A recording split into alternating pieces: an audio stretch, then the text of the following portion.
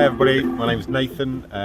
If you haven't met me before, I'm one of the volunteers here with the Mendips ANOB. I'm a tree surgeon and an ecologist and a fungi enthusiast, and today I'm going to go for a walk through Smitham Wood, having a look for some fungus, and we've pretty much walked about 10 yards in from the car park, and I've found a species for us to have a look at first straight away. And this one is a russula species. So the russulas, also known as the brittle gills, and they're called the brittle gills because if you rub them, they break away in flakes like almonds, you can see, like that. And these guys are a really important one. So there's three different types of fungus really. There's these ones which are mycorrhizal. So these ones work in conjunction with the plants to transfer minerals from the soils into the tree roots, and the tree roots then feed sugars that the tree makes from its photosynthesis back to the fungus. So these ones really help all the plants. 90-something% of all of our plants rely on a relationship with fungi in their roots to transfer nutrients and to connect to the rest of the environment. So moved over a little bit from where we were just looking at the russula, and then here we've got the amethyst deceiver.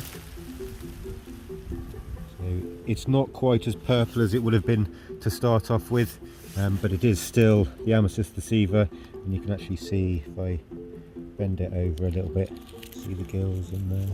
So that's one of the ways that you can tell this particular species. It's got really quite widely spaced out and primitive gills, we'd probably call them as well. But that's a lovely purple mushroom. Got another species, and I'm not sure what these ones are. They're all a bit damaged and knocked over. These might well be buttercaps, but I would have to check my book for that. But these are going a little bit over because we're now moving out of the really big mushroom season, autumn, and into the winter species. So we'll see what else we can find.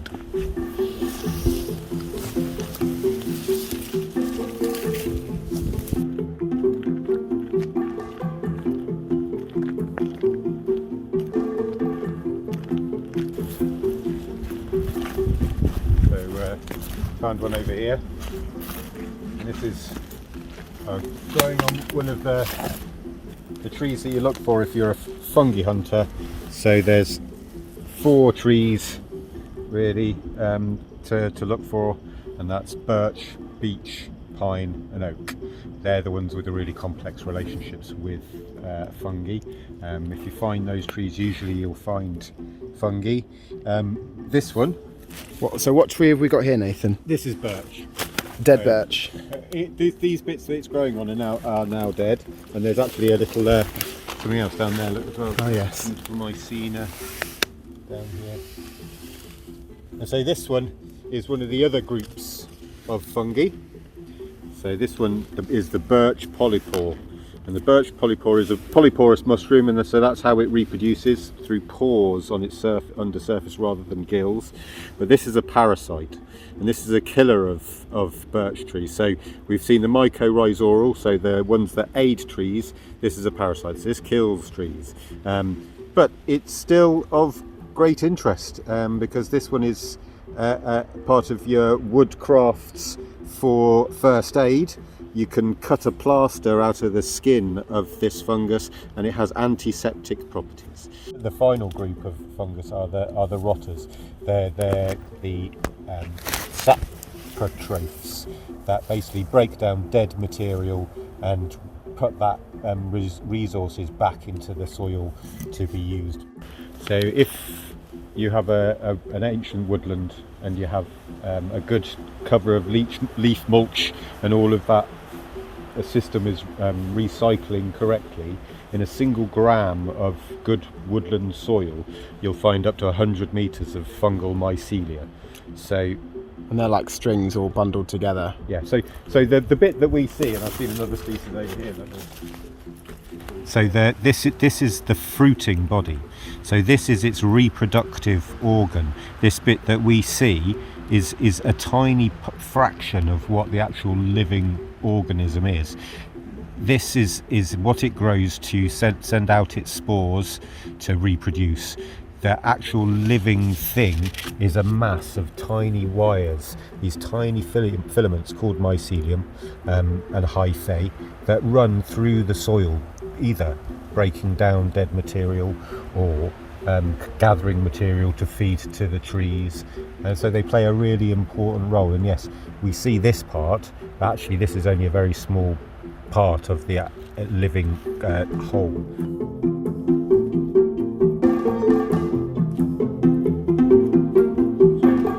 Finding mushrooms and trying to identify mushrooms is very hard.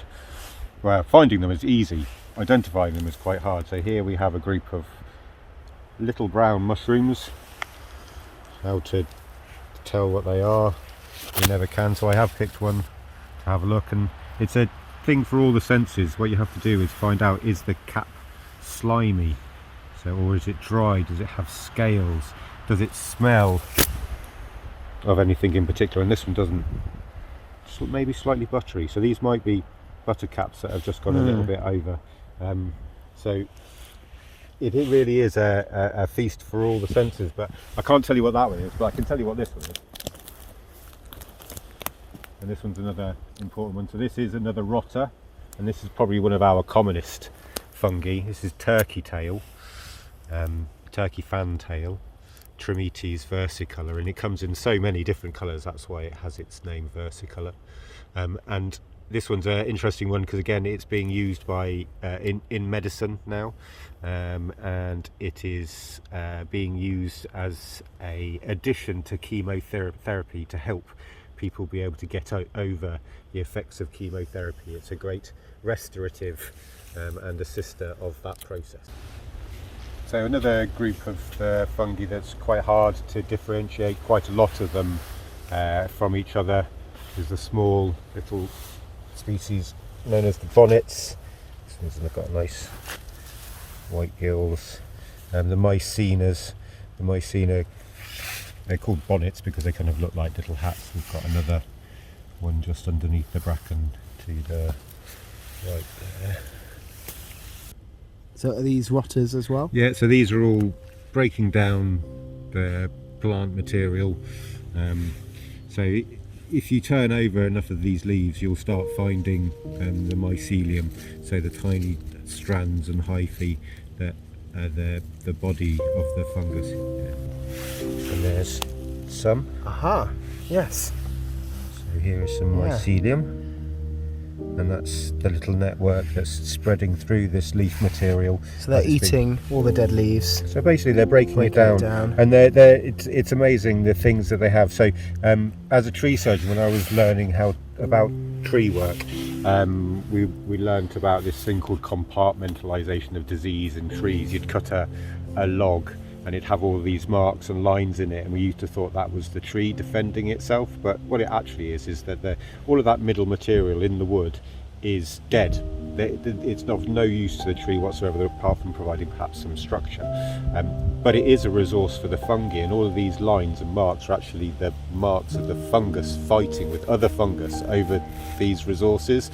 So it's like a battleground within the tree for this resource, and they use a whole range of different chemical weapons against each other. They use acids, pheromones. They use all kinds of things to fight each other over this precious resource. And so on this piece of wood we've got a very clear display of that, and each of these dark lines are the combat lines between the different fungi fighting over the resources within these woods, this wood. So they're basically marking out their territory and fighting with other fungi over the resources within these bands. So that's the trenches. So that's the trenches. That's the front lines. Absolutely. It says it's a crust fungus. Yeah. So this is one of the crusts. This is possibly Sterium, one of the Sterium species. We've actually got a couple of different ones on this log. We've got this orange one, this grey and white one. So these are crust fungus. These are things, again, they're very common. You'll find them here breaking down on all of the the dead wood that's down on the ground as well. And what wood is this on? So this is on birch again. Okay. Right, what have we found, Nathan? So we've found there's a group of fungus that are pretty nondescript. They're all the black ones, and actually I think there might be 2 different species coming out of the top of here. So we've got candle snuffs, which are these ones with the white tips, and actually you might be able to see some of the spores coming off those. I can see them. I'm not sure the camera's picking them up. It's like a fine mist. Yes, I think I've picked that up. Cool. And then I think that we've got another one which is dead mole's fingers, which are of the same family of fungi, Xylara I think it's called, but they are slightly different. And where does the name candle snuff come from? Right, it's because they look like candle snuffs, so they're little black things. You can actually see all those spores on my fingers now. Like a burned out wick. Yeah, and looks like a burnt out wick. And then these ones look like little fingers sticking out Of the moles. wood, of mole. And there's another one called dead man's fingers, which are much fatter, much yes. thicker, and we might find one of those as we're going. So they're one of the types of fungi are what are called stomach fungi. We know them better as things like puffballs. So this one is a puffball. Let's see if he's got any puff left in it. Oh, It's already puffed. He's pretty puffed out. There might be a little bit. Oh, there's a little bit. But never be frightened to puff a puffball. Love puffing puffballs.